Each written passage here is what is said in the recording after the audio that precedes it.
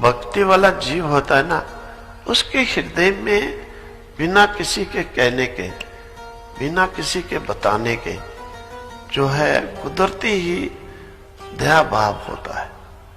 कुदरती समझ लो कि इसका पूर्व जन्म के अच्छे कर्म है।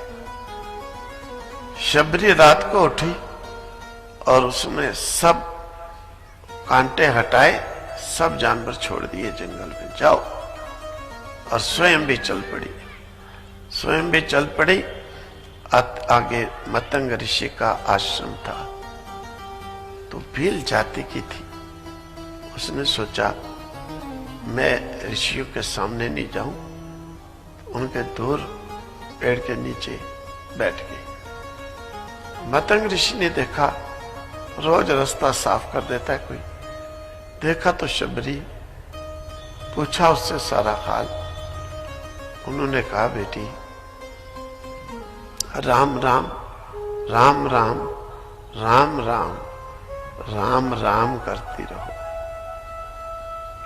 तो रोजाना रास्ता साफ करती, जंगल से लकड़ियां लाके ऋषि के आश्रम में देती, वो खाने को दे देते रोटी, और राम राम करने लगे।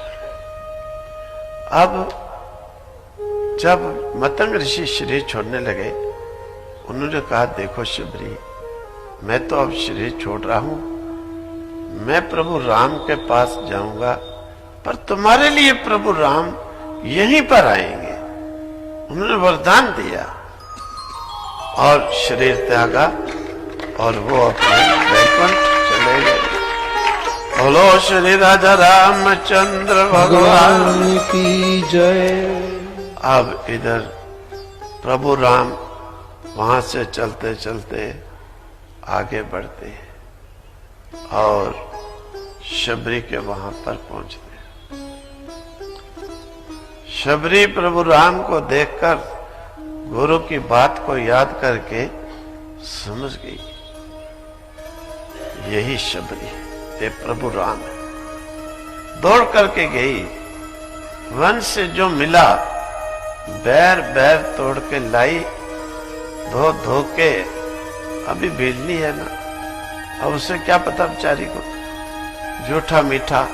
मैंने बताया ना स्वयं हमारे से भरती हुई बात, वो 5-4 कबूतर मरे हुए भी देने लगी, वो घास की रोटियां पकाई हुई भी 3 देने लगी। अब उसे क्या पता साधु को क्या। तो शबरी एक एक बैर को खा के देखती है, खट्टा है तो फेंकती है, मीठा है तो प्रभु राम को भोग लगाती है। क्या भक्ति शबरी की कहना। तो प्रभु राम भी उसकी भक्ति को देख करके ना, भक्ति की महिमा से गदगद हो गए।